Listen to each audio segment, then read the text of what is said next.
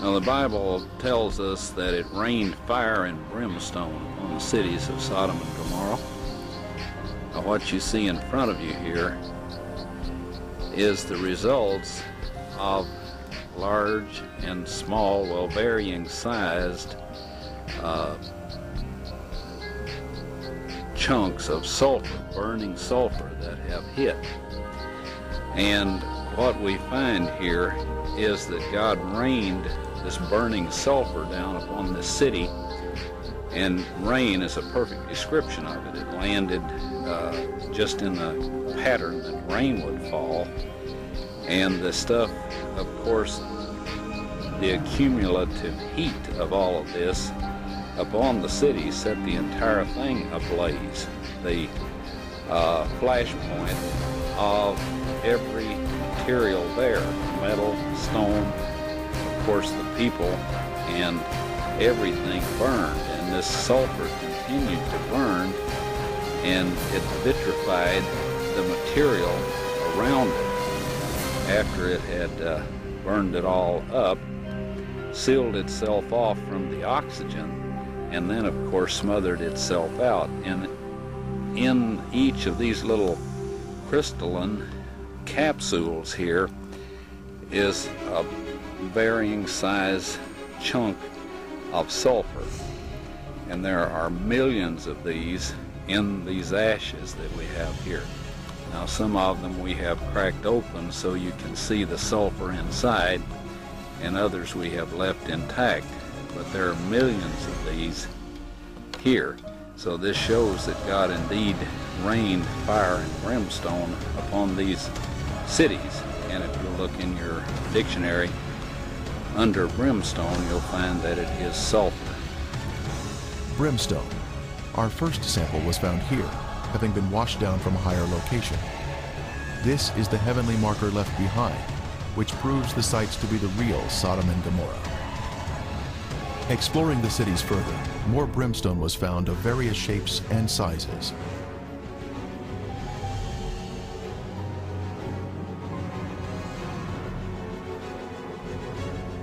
Several samples had been washed down to areas below and were added to our growing collection.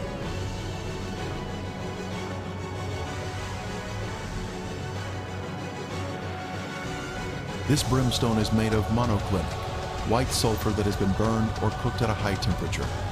It is quite different from natural sulfur that is formed in geothermal areas. Samples were taken to a lab for analysis.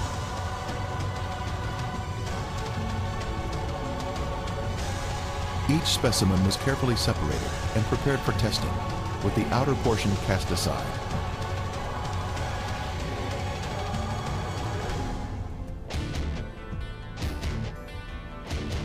Next, the samples were dried and placed in a rock crusher.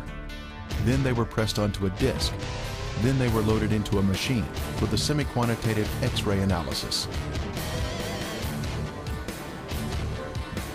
Each sample was individually transported into the testing chamber for analysis.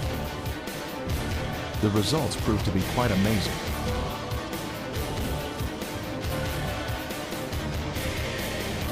As the samples were found to be 98% pure sulfur, unlike any other sulfur found on Earth. This pure, cooked sulfur is the heavenly marker that was left behind to show the world that the Lord, without a doubt, destroyed these sinful cities at His command. When God unleashes a consuming fire, it will turn stone into ashes. On the side of the structure, this swirling pattern is different from any type of sedimentary rock or soil that would normally contain horizontal, even layers.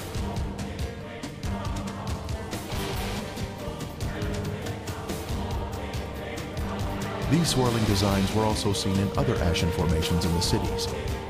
This is evidence of extreme heat, up to 6,000 degrees Fahrenheit, where thermal ionization occurs, when the electrons repel and attract, forming these unusual swirling designs.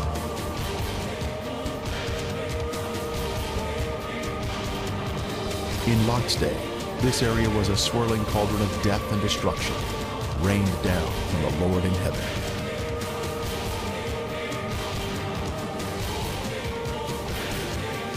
Strange anomalies can be seen here. such as these fragile layers of material which disintegrate when touched. The limestone buildings in the cities of Sodom and Gomorrah were totally transformed into ash by the consuming fire of the Lord. Evidence of this destruction is revealed in the white gypsum anomalies in the area, including unusual shapes of chalk-like material, which is not found in other parts of the country.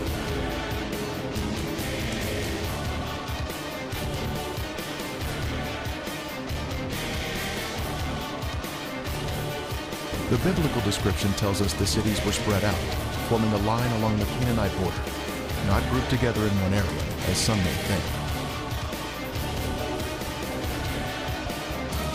Driving along the coastal highway of the Dead Sea in Israel, one can soon see peculiar formations that are of a lighter color than the surrounding terrain. These are the ashen cities, destroyed by the wrath of God. These cities were consumed by intense flames, a supernatural heat that was directed by the hand of God. Today there is ash that is of lighter color than the surrounding mountains and terrain. As mentioned in the Bible, this is a desolate area where nothing grows.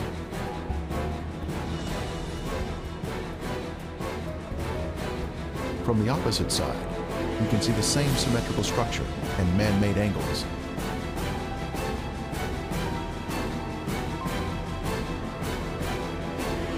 We can see the remains of walls that extended outward at 90-degree angles from the main structure.